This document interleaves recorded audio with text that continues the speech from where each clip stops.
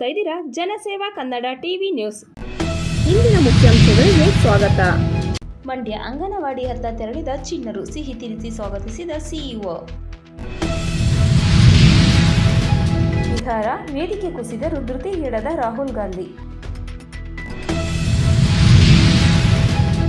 ಕರ್ನಾಟಕ ಮಹರ್ಷಿ ವಾಲ್ಮೀಕಿ ಅಭಿವೃದ್ಧಿ ನಿಗಮ ಅಧಿಕಾರಿ ಚಂದ್ರಶೇಖರನ್ 45 ವರ್ಷ ಆತ್ಮಹತ್ಯೆ ಡೆತ್ ನೋಟ್ನಲ್ಲಿ ಬಹುಕೋಟಿ ಭ್ರಷ್ಟಾಚಾರ ರಹಸ್ಯ ಬಹಿರಂಗ. ಮೈಸೂರಿನಲ್ಲಿ ಪೊಲೀಸರ ಮಿಂಚಿನ ಕಾರ್ಯಾಚರಣೆ. ಹೈಟೆಕ್ ವೇಶ್ಯಾವಾಟಿಕೆ ದಂಧೆ. ವಿಜಯನಗರ ಪೊಲೀಸ್ ಠಾಣೆ ಪ್ರದೀಪ್ ರವರ ನೇತೃತ್ವದಲ್ಲಿ ಬಾಡಿ ಮಸಾಜ್ ಪಾರ್ಲರ್ನ ಮೇಲೆ ದಾಳಿ.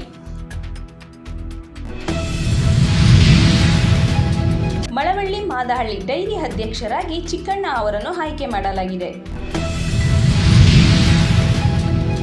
ಸಂತ್ರಸ್ತೆ ಅಪಹರಣ ಜಾಮೀನು ಕೋರಿ ನ್ಯಾಯಾಲಯಕ್ಕೆ ಭವಾನಿ ರೇವಣ್ಣ ಅರ್ಜಿ ಇಂದು ವಿಚಾರಣೆ.